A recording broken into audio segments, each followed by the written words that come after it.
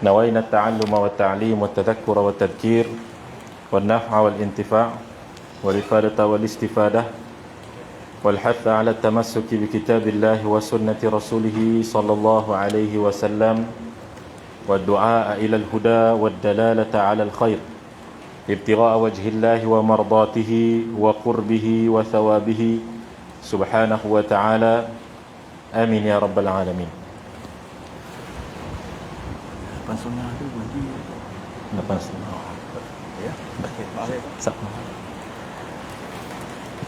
Alhamdulillah, puji-pujian bagi Allah Subhanahu wa taala. Dengan limpah kurnianya kita dapat bersama-sama di sini pada hari ini untuk kita sambung pengajian kita di dalam kitab Bimbingan Penghayatan dan Kesempurnaan Solat yang dikarang oleh Ustaz Johari Yaman. InsyaAllah tuan-tuan, hadirin dan hadirat yang dimuliakan Allah Subhanahu wa taala, mau sihat ya insyaAllah. Tak ada hujan-hujan ni. Baik. Jadi insyaAllah tuan-tuan, hadirin dan hadirat, ibu ayah yang saya muliakan, insyaAllah kita akan sambung pada muka surat 242. 242. Baik. Yang ke-15, 16, 15. Baik. Bismillahirrahmanirrahim. Qala al-muallif hafizahullahu ta'ala wa nafa'ana bihi wa bi'ulumihi fid darain amin ya rabbal alamin. Bismillahirrahmanirrahim. Ke-15, yakni wirid yang ke-15. Wirid yang ke-15 yaitu bacaan Qul Bismillahirrahmanirrahim. Qul huwallahu ahad, Allahus samad, lam yalid wa lam yulad wa lam yakul lahu kufuwan ahad. Ini tuan-tuan yang dimuliakan Allah Subhanahu wa taala, kita katakan surah yang menunjukkan kepada kefahaman tauhid secara menyeluruh sebenarnya. Ya, kefahaman akidah kita secara menyeluruh. Kalau tuan-tuan tengok di situ dengan nama Allah yang Maha Pemurah lagi Maha Penyayang, Bismillahirrahmanirrahim. Qul huwallahu ahad, katakanlah wahai Muhammad, dialah Allah yang esa. Maknanya tak berbilang-bilang. Allahus samad, dialah Allah yang dituju, yakni untuk meminta segala hajat. Ni segala hajat ni hanya saja diminta kepada Allah Subhanahu wa taala. Kerana apa? Kerana dialah Tuhan. Dengan makna dia tidak berbilang-bilang, hanya dia sahaja. Lam yalid wa lam yulad, tidak beranak dan tiada diperanakkan. Maknanya Tuhan ini tidak ada ayahnya, kemudian tidak ada pula ayah lagi kepada Tuhan yang lain, kemudian ada lagi ayah lagi kepada Tuhan yang lain. Maka tuan-tuan, hadirin dan hadirat, seolah-olah kalaulah Tuhan ini dia adalah anak pula, kalaulah dia beranak dan diperanakkan, maknanya dia itu sebelumnya tiada kemudian ada. Sedangkan mustahil Tuhan itu dulunya tiada kemudian ada. Kerana Tuhan itu tidak didahului oleh tiada. Tuhan itu bersifat dengan sifat qidam. Yang kita belajar dalam sifat 20 kan. Allahu wujud qidam baqa mukhalafatuhu lil hawadithi. Itu qidam yang pertama. Yang kedua setelah daripada wujud. Maknanya apa tuan-tuan? Qidam ni maknanya tiada mula. Kalaulah Tuhan itu dia beranak dan diperanakkan, maka sesungguhnya dia ada mula. Siapa yang memulakan dia? Yang memulakan ialah ayah Tuhan. Maknanya Tuhan ini berhajat kepada ayah, sedangkan Tuhan kita tahu dia tak berhajat kepada sesuatu pun. Kalau dia berhajat kepada ayah, maknanya apa? Dia lemah. Yang keduanya sudah pasti dia bukan Tuhan, kerana dia juga diperbuat oleh ayah dia. Dia makhluk. Maka kalau ayah dia pun ada lagi ayah kalau macam tu, maknanya ayah dia pun bukan Tuhan. Ayah dia yang ayah lagi, atuk dia pula pun mestilah ada ayah dia pula. Maknanya atuk dia pun bukan Tuhan. Dah sampai mana tuan ya? Dah berangkai-rangkai pula dah. Dia panggil apa? Dalam istilah tauhid dia panggil tasalsul. Dia panggil. Bukan tersasul, tasalsul. Tasalsul ni maknanya bersilsilah. Mustahil tasalsul. Gitu. Baik, dia ada dua. Satu kita kata apa? Tasalsul. Tasalsul ni pun ada pembahagian-pembahagian dia lah kan. Baik, tak apalah. Jadi tuan-tuan yang dimuliakan Allah, jadi kita baca surah Al-Ikhlas ini juga dalam hadis Nabi SAW lah. Ya, suatu ikhlas ni maksudnya apa? Ikhlas ni maksudnya suci ya. Dan surah Al-Ikhlas ni tuan-tuan surah Makkiyah. Yang diturunkan di mana? Di Makkah. Kerana di awal dakwah itu adalah dakwah tauhid. Ketika mana di Mekah, dakwahnya adalah dakwah tauhid. Maka turunnya surah Al-Ikhlas ini untuk apa? Untuk dakwah tauhid. Kata para ulama, surah Al-Ikhlas ini salah satunya merujuk kepada apa? Merujuk kepada Sayyidina Bilal bin Rabah radhiyallahu taala anhu, yang ketika mana diseksa oleh tuan dia, diletakkan batu di atas dada dia, batu yang besar di tengah padang pasir yang panas. Apa yang telah disebutkan oleh Sayyidina Bilal? Ahadun ahad. Tu. Ahadun ahad. Maknanya apa? Esa Allah Ta'ala. Esa Allah Ta'ala. Tu. Yang Maha Esa. Yang Maha Esa. Gitu. Maka itu dipanggil apa? Dia panggil sebagai isim mufrad, iaitu kata nama tunggal. Dia panggil ahad. Daripada dalil ini jugalah diharuskan untuk zikir Allah, Allah, Allah, Allah, diharuskan. Itu zikir mufrad. Sebahagian orang yang tak faham, dia kata zikir ni tak ada faedah. Ni salah ni. Salah besar. Zikir sebut nama Allah, orang kalau terjatuh Allah, kan? Ingat Allah. Orang kalau nampak keindahan Allah, cantiknya. Bila kata para ulama, bila disebut sahaja nama Allah, seolah-olah tergambar, kita faham dalam fikiran kita segala sifat Allah Subhanahu wa taala. Kerana Allah itu ismul zat, ismul lidzat. Dia adalah nama bagi zat. Dia adalah nama yang teragung, nama bagi zat. Kerana itu kalau Sayyidina Bilal disebutkan ahadun ahad, ahadun ahad, maknanya yang Maha Esa itu juga adalah isim mufrad, maknanya kata tunggal. Maka ini tuan-tuan yang dimuliakan Allah Subhanahu wa taala, setengah mereka yang tak faham menyatakan tak ada faedah membaca isim mufrad, berzikir dengan isim mufrad, berzikir dengan kata nama tunggal. Sedangkan kata nama tunggal ahad itu sahaja telah disebutkan oleh Bilal, menunjukkan kepada ketauhidan dia kepada Allah Subhanahu wa taala. Apatah lagi kalau disebutkan Allah. Maka tuan-tuan, hadirin dan hadirat, ibu ayah yang dimuliakan Allah Subhanahu wa taala, itu kita kata berkaitan dengan surah ini. Dan ada juga dalam satu riwayat, Allahumma salli ala sayyidina Muhammad, dalam riwayat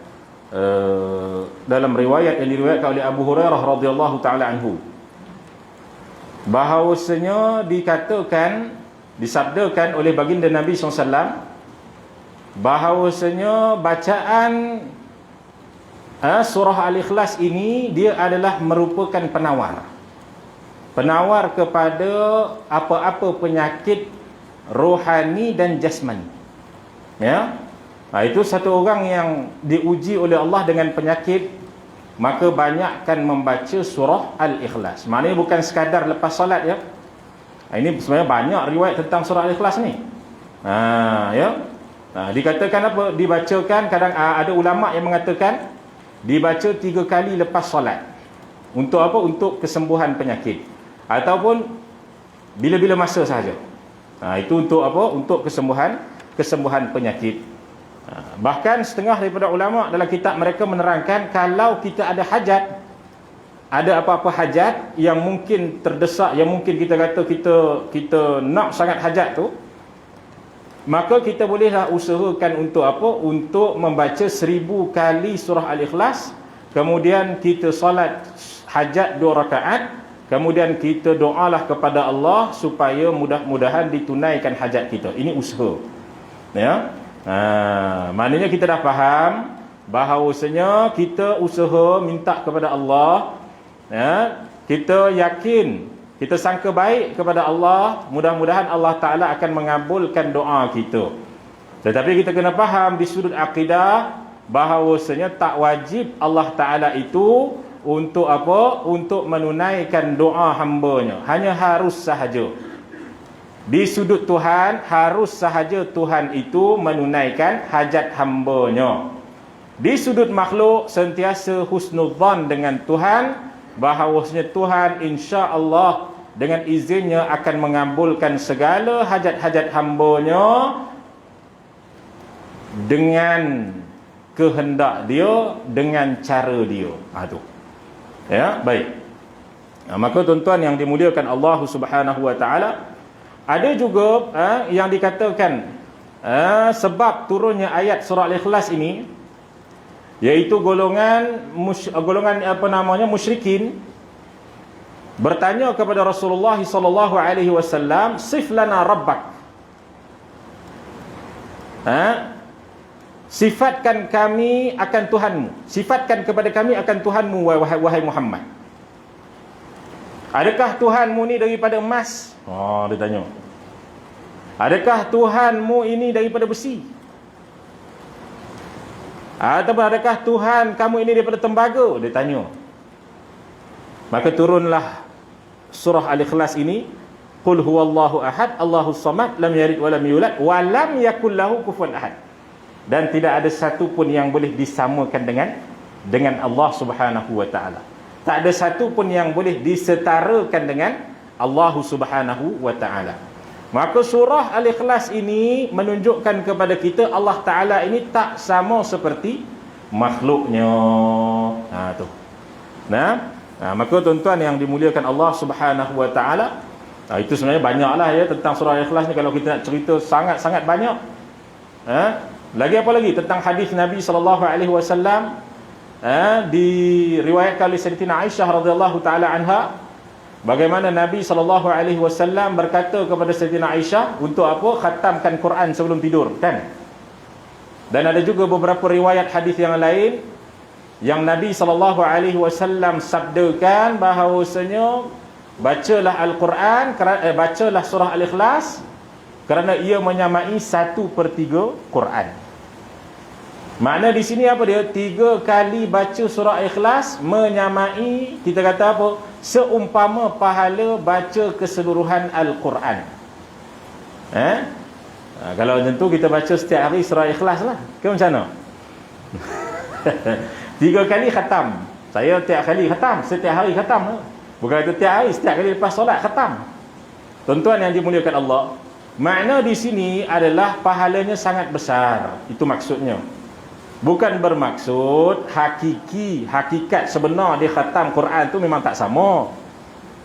Kerana Quran tu sendiri disebutkan oleh baginda Nabi SAW, fadilat dia, kelebihan dia, wala aqulu alif lam mim harfun dan sebagainya dalam sebutkan dalam hadis.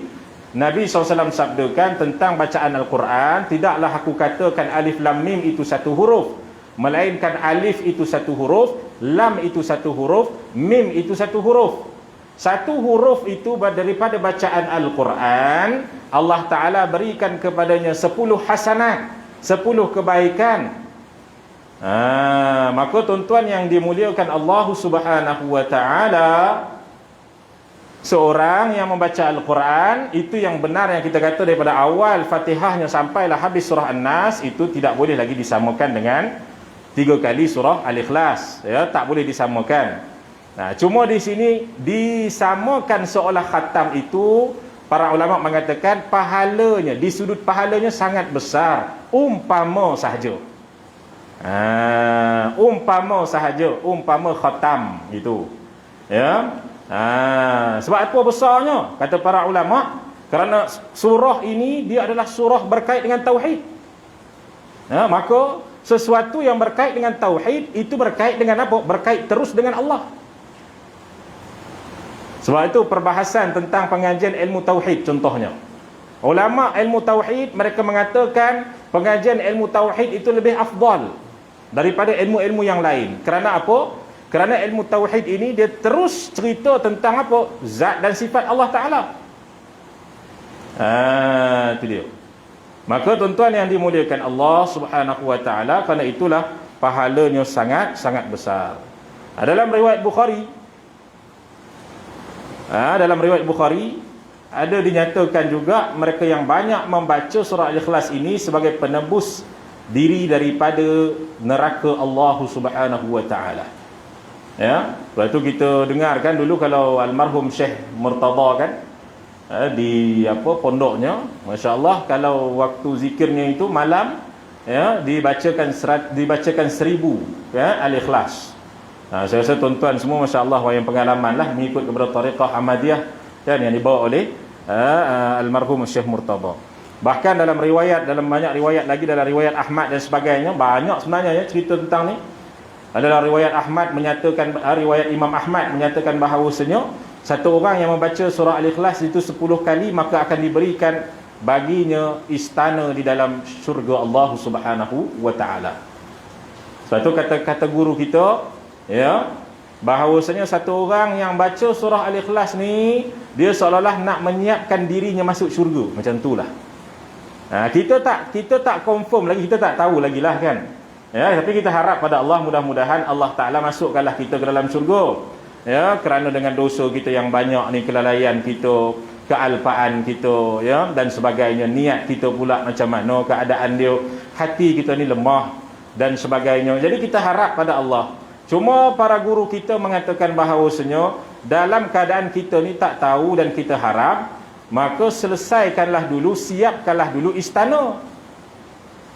Mudah-mudahan dapatlah istana tersebut ketika mana masuk nanti ke dalam syurga Allah Subhanahu wa taala. Begitu juga tuan-tuan, kalau rumah kita di dunia, sebelum kita nak duduk di rumah tu ataupun dalam keadaan kita dah duduk di rumah tu, maka kita akan sediakan ya keadaan rumah yang terbaik. Tu dia untuk keluarga kita. Sebelum nak duduk lagi kita dah cek elok bumbung dia dan sebagainya. Jangan ada bocornya, contohlah ya. Kita ni tuan-tuan yang dimuliakan Allah, di dunia ni kita nakkan satu rumah yang nampak dia boleh kita hidup, boleh kita duduk dalamnya, boleh kita berlindung dalamnya dan sebagainya. Ini kan pula istana di dalam syurga Allah yang selama-lamanya, yang kekal abadi.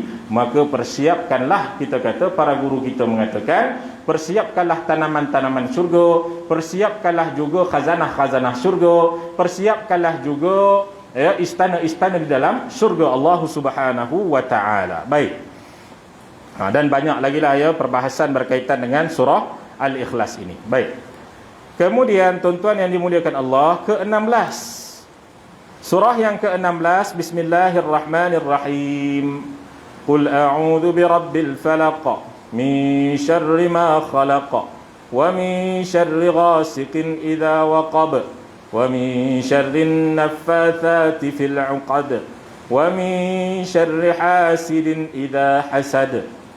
Maksudnya, dengan nama Allah yang Maha Pemurah lagi Maha Penyayang, katakanlah wahai Muhammad, aku berlindung dengan Tuhan yang menjadikan cahaya subuh daripada kejahatan apa jua yang dia jadikan, dan daripada kejahatan ahli-ahli sihir yang menghembus pada simpulan-simpulan, dan dari kejahatan mereka yang dengki apabila dia melakukan perbuatan dengki.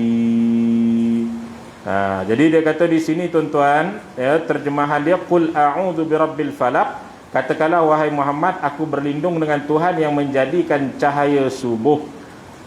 Falaq di sini tuan-tuan pun ada khilaf ulama. Al-falaq di sini ada yang mengatakan cahaya subuh ataupun waktu subuh, ada juga yang mengatakan maknanya seluruh makhluk.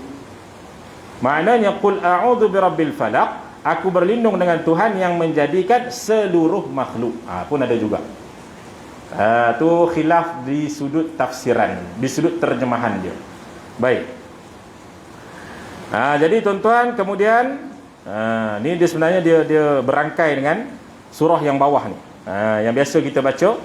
Ke-17, Bismillahirrahmanirrahim. Qul a'udzu birabbin nas, malikin nas, ilahin nas, min syarril waswasil khannas, alladzi yuwaswisu fi sudurin nas, minal jinnati wan nas. Tu.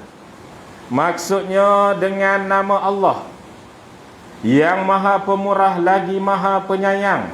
Katakanlah wahai Muhammad, aku berlindung dengan Allah, pemelihara manusia, raja sekalian manusia, Tuhan sekalian manusia, iaitu dari kejahatan pembisik, yakni penghasut-penghasut, syaitan yang menunggu-nunggu peluang, yang membisikkan kejahatan di dalam dada, yakni hati manusia, daripada jin dan juga manusia.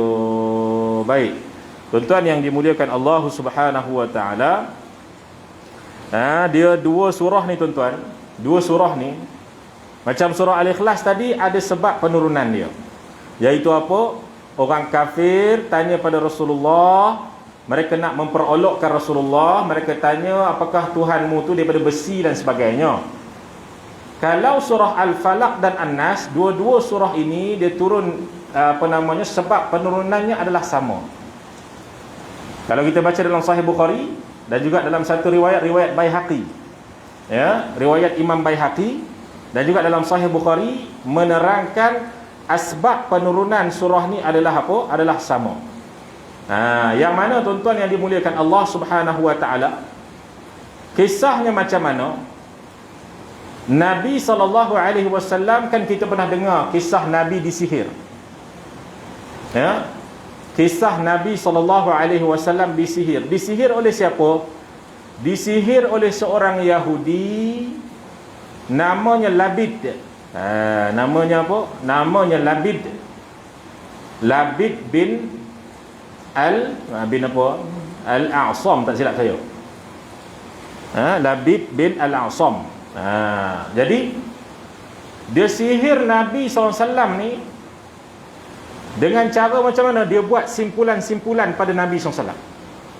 Dia buat seperti simpulan tali tu, yang menyebabkan Nabi jadi lemah setiap daripada badan Nabi SAW, ya, sakit setiap daripada badan Nabi SAW. Tu dia. Maka tuan-tuan yang dimuliakan Allah Subhanahu wa taala, maka di sini ni tuan-tuan, di sini ni kalau kita tengok surah Al-Falaq ni ada 5 ayat. Surah An-Nas ni ada berapa? Ada 6 ayat. Ada 5 ayat, satu lagi ada 6 ayat. Maka tuan-tuan, diturunkan ayat ni 5 tambah 6 berapa? 11. Diturunkan ayat ni bagi meleraikan 11 simpulan sihir yang dikenakan kepada Nabi SAW oleh Yahudi tadi, iaitu Labid bin Al-A'sam. Ya. Dia buat 11 simpulan sihir kepada baginda Nabi SAW. Satu ayat yang Nabi SAW baca terlerai satu ikatan. Maknanya daripada Qul a'udzu birabbil falaq terlerai satu ikatan. Min syarri ma khalaq terlerai satu ikatan. Wa min syarri ghasiqin idza waqab terlerai satu ikatan. Ada 11 ikatan yang dikenakan kepada baginda Nabi sallallahu alaihi wa ala alihi wa ashabihi wa baraka wa sallam. Maka kerana itulah kita kata surah ini memang diguna pakai juga untuk apa? Untuk menghindarkan diri kita ini daripada gangguan jin, sihir, santau dan sebagainya. Itu melalui apa dia? Perubatan-perubatan Islam kita. Kenapa? Kerana memang surah ini sebab turunnya adalah kerana itu, iaitu bagi meleraikan sihir yang dikenakan kepada baginda Nabi sallallahu alaihi wa ala alihi wa ashabihi wa baraka wa sallam. Dan kalau daripada guru kami pun, ya, kalau ada setengah orang ni dia kena sihir dan sebagainya, kemungkinan kena sihir, tapi sebelum tu kena cek doktor dululah kan. Cek doktor apa semua. Ini kalau sakit sikit ni sihir ni, tak boleh lah, ya. Sakit sikit ni jin yang basah ni. Akhirnya kesian pada jin. Bukan salah jin pun jin kena. Tu dia. Ya, maka tuan-tuan yang dimuliakan Allah Subhanahu wa taala, ya, dia cek kalau ikut kepada rawatan Darushifa sendiri pun. Ya, almarhum Tuan Guru Harundin, ya, sebelum daripada itu kena apa? Kena jumpa dulu dengan doktor dan sebagainya, cek dulu, kemudian dapat tahu Ya, kemungkinan kita kata ada penyakit-penyakit yang tertentu, maka akan buat rawatan dengan doktor. Dalam masa yang sama ada juga rawatan-rawatan menggunakan Quran dan sebagainya. Ya, kalau tak dapat detect dengan doktor, maka kita ada kemungkinan-kemungkinan yang mungkin ya terjadi kepada seseorang tu, mungkin sihir dan sebagainya. Baik. Maka tuan-tuan yang dimuliakan Allah Subhanahu wa taala, kalau ikutkan kepada rawatan lah, tapi ini saya tak tahu lah, bukan rawatan Darul Syifa. Ini rawatan daripada guru kami sendiri. Kalau satu orang tu kemungkinan dia terkena sihir, maka bolehlah dia bacakan surah Al-Falaq dan An-Nas masing-masing itu 41 kali. Al-Falaq 41 kali, An-Nas 41 kali, dibacakan selama 3 hari atau 5 hari atau 7 hari. Ya. Kemudian diniatkan supaya dibentengkan dan dileraikan segala ikatan-ikatan sihir. Dileraikan, dihapuskan, dibuang segala sihir-sihir yang ada dalam badan, gitu. Ya. Maka tuan-tuan yang dimuliakan Allah Subhanahu wa taala, ini para ulama kita mengajarkan kepada kita cara-caranya. Ya. Baik. Kemudian dia kata di sini, Fadilat wirid 15, 16, 17. 15 tu surah Al-Ikhlas, 16 surah Al-Falaq, 17 surah An-Nas. Kedua-dua surah di atas dinamakan dengan Al-Mu'awwidhatain, yang bererti surah-surah pelindung. Surah Al-Ikhlas adalah untuk menjauhkan diri daripada sifat-sifat munafik, syirik dan kufur. Menurut hadis yang diriwayatkan oleh Aqabah bin Amir, katanya bahawa Rasulullah SAW pernah menyuruh aku supaya membaca surah Al-Mu'awwidhatain, iaitu surah Al-Falaq dan surah An-Nas, selepas setiap kali mengerjakan salat. Ibnu Mas'ud meriwayatkan daripada Rasulullah SAW bahawa baginda telah bersabda yang bererti, perbanyakkanlah kamu membaca surah Al-Falaq dan surah An-Nas, nescaya Allah memberi manfaat kepada kamu kerana membaca kedua-dua surah tersebut di akhirat kelak. Kedua-dua surah ini akan menerangi kubur dan menghalau jin, menambahkan kebajikan, memberatkan timbangan amalan dan menunjukkan jalan ke syurga bagi mereka yang membacanya.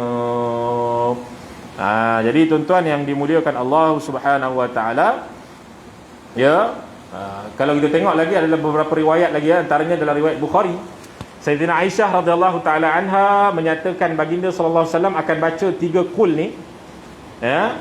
Kemudian Nabi SAW akan tiup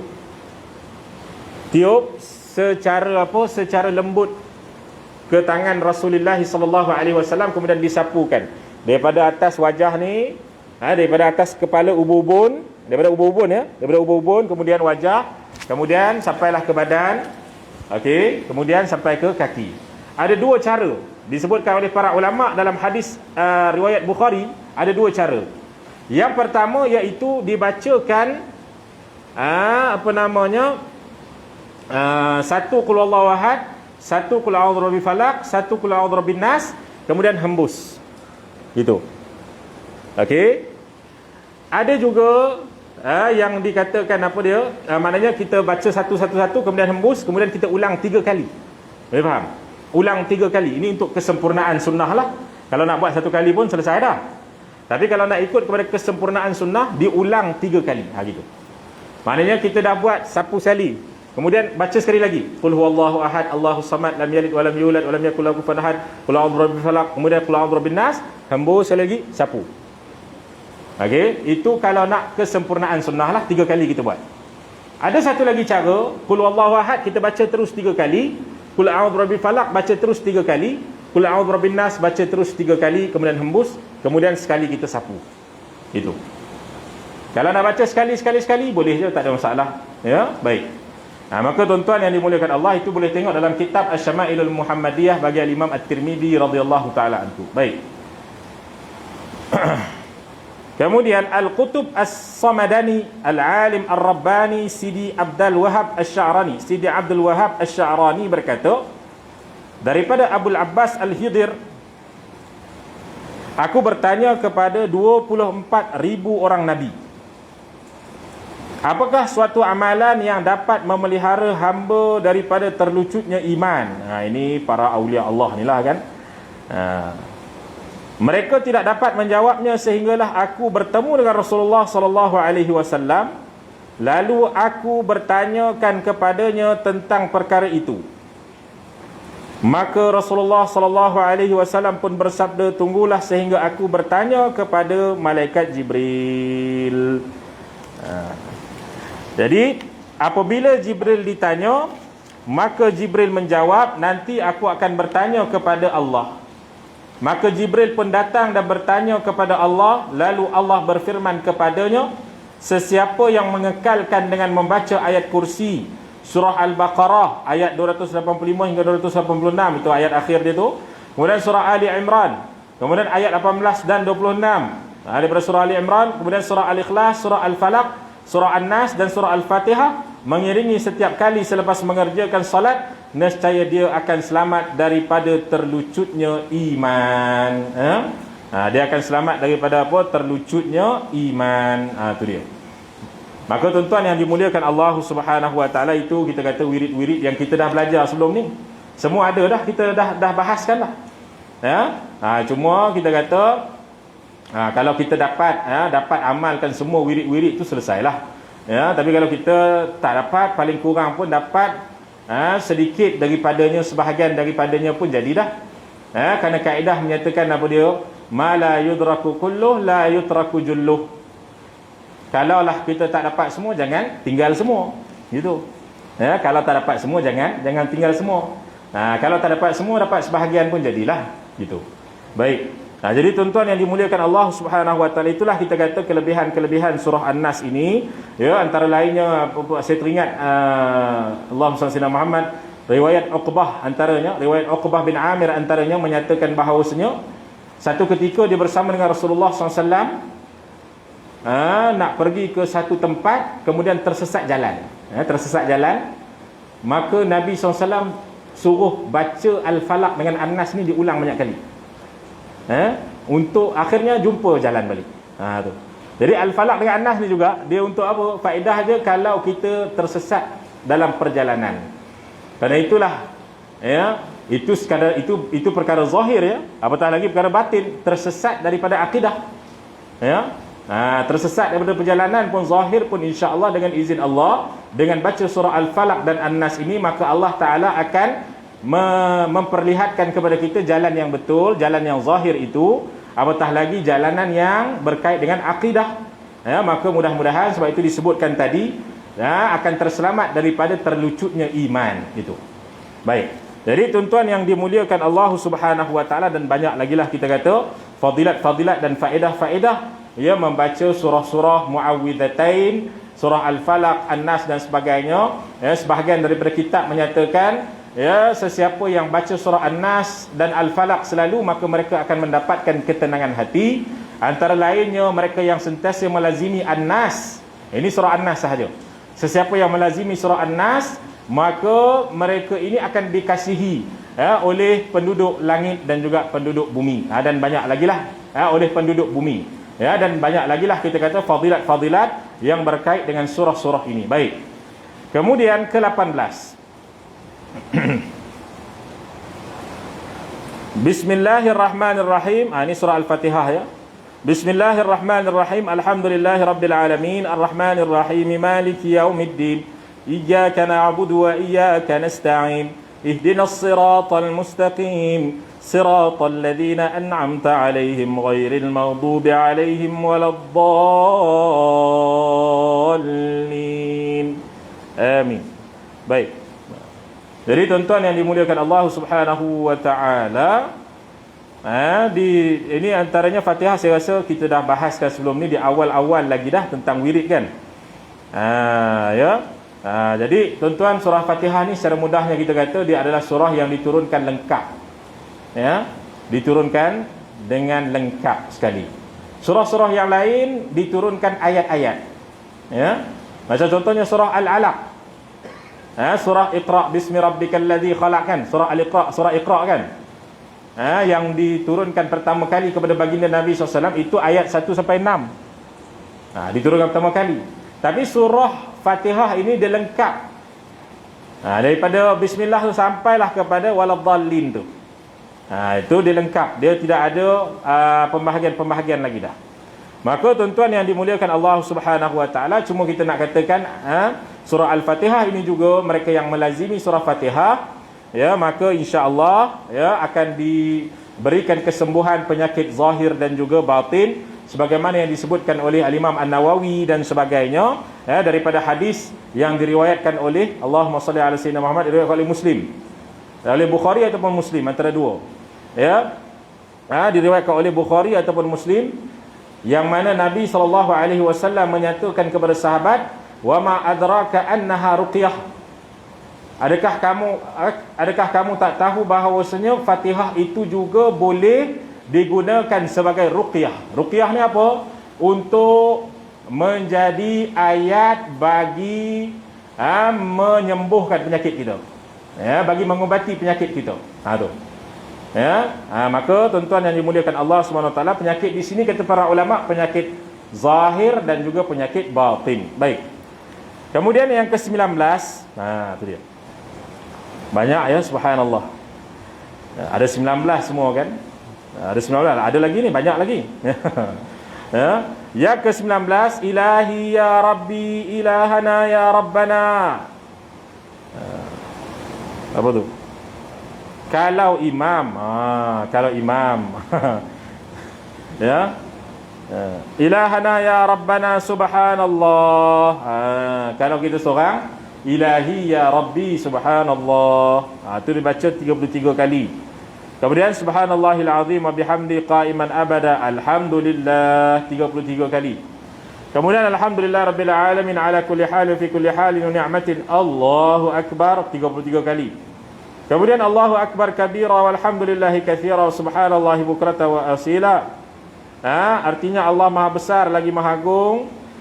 Dan segala kepujian yang sebanyak-banyaknya hanya untuk Allah, dan Maha suci Allah di waktu pagi dan petang. Itu juga 33 kali. Baik.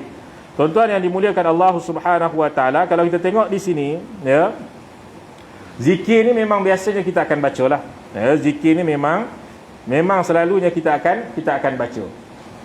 Satu ketika Sayyidina Abu Dzar radhiyallahu taala anhu, Abu Dzar Al-Ghifari, ini cerita berkaitan dengan zikir ni juga. Satu ketika Sayyidina Abu Dzar Al-Ghifari, Sayyidina Abi Dzar Al-Ghifari radhiyallahu taala anhu, dia tanya kepada Rasulullah SAW, ya Rasulullah, orang-orang yang sebelum ni mereka ni banyak korbankan, mereka ni banyak salat, mereka ni banyak sedekah ya Rasulullah. Sedangkan kami ni tak ada apa pun ya Rasulullah, harta pun tak ada dan sebagainya.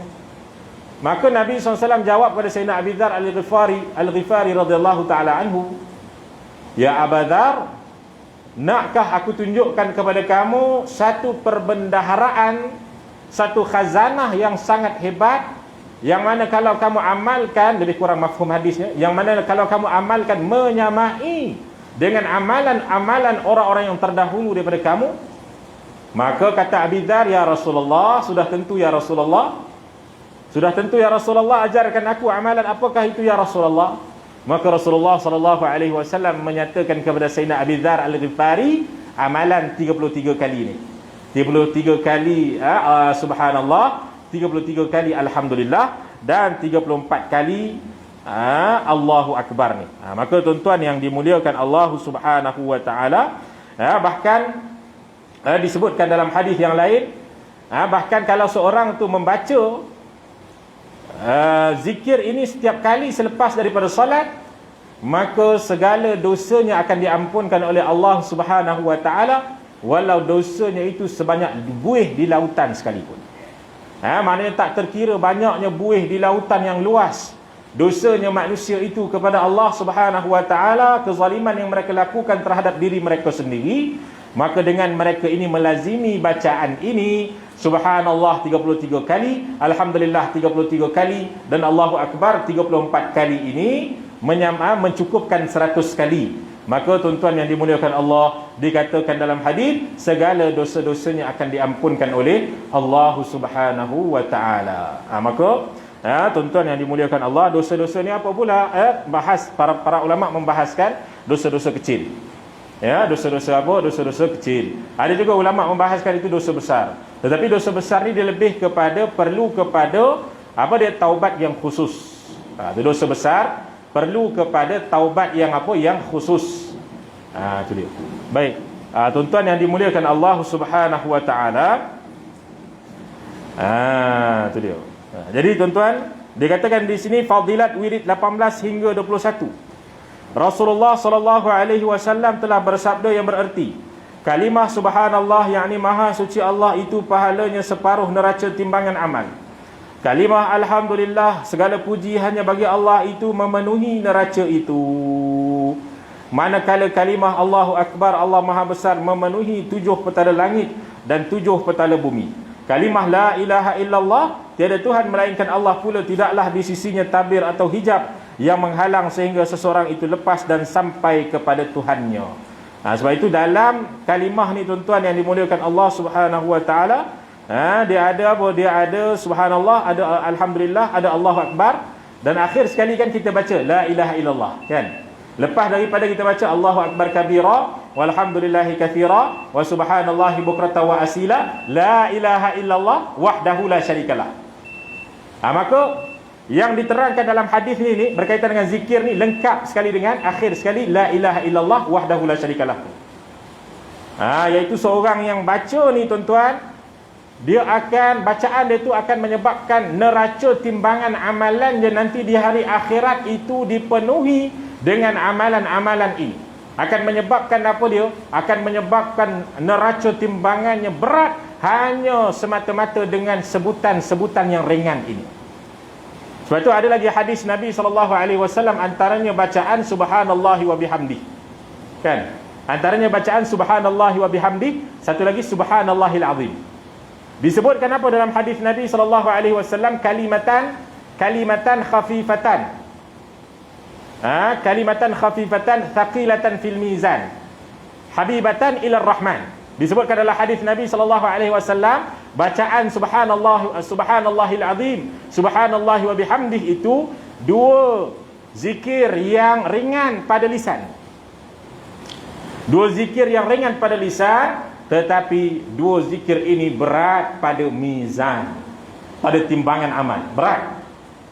Habibatan ilar rahman. Dua zikir ini adalah dua zikir yang dicintai, yang disukai oleh Allah Subhanahu wa taala. Maka tuan-tuan hadirin dan hadirat yang dimuliakan oleh Allah Subhanahu wa taala, maka dikatakan di sini tasbih, tahmid, takbir dan tahlil dinamakan dengan zikir al-baqiyatis salihat. Itu dia, iaitu amalan-amalan yang baik yang berkekalan manfaatnya. Rasulullah juga menyifatkan bahawa keempat-empat lafaz kalimah itu sebagai afdalul kalam, perkataan-perkataan yang paling utama, dan dikenali juga dengan ahabbul kalami ilallah, perkataan-perkataan yang paling disukai Allah. Kalimah-kalimah itu mempunyai manfaat yang sangat banyak, antaranya ialah untuk mensucikan hati daripada sifat-sifat syirik dan daripada segala sifat yang tercela, menggugurkan dosa seperti gugurnya daun-daun dari pepohonan. Itu dia. Ya, kerana itu tuan-tuan yang dimuliakan Allah Subhanahu wa taala, ada satu hadis dalam hadis riwayat Muslim, ya, sesiapa yang benar-benar membacakan subhanallah, alhamdulillah, Allahu akbar ini setelah daripada salat, setiap daripada salat itu Nabi SAW menyatakan, lebih aku sukai daripada segala benda yang kena cahaya matahari. Maknanya apa? Dalam hadis riwayat Muslim ini kata para ulama, yang dikatakan maksud lebih Nabi sukai, seorang yang baca zikir ni lebih Nabi sukai daripada segala benda yang kena cahaya matahari. Maknanya apa?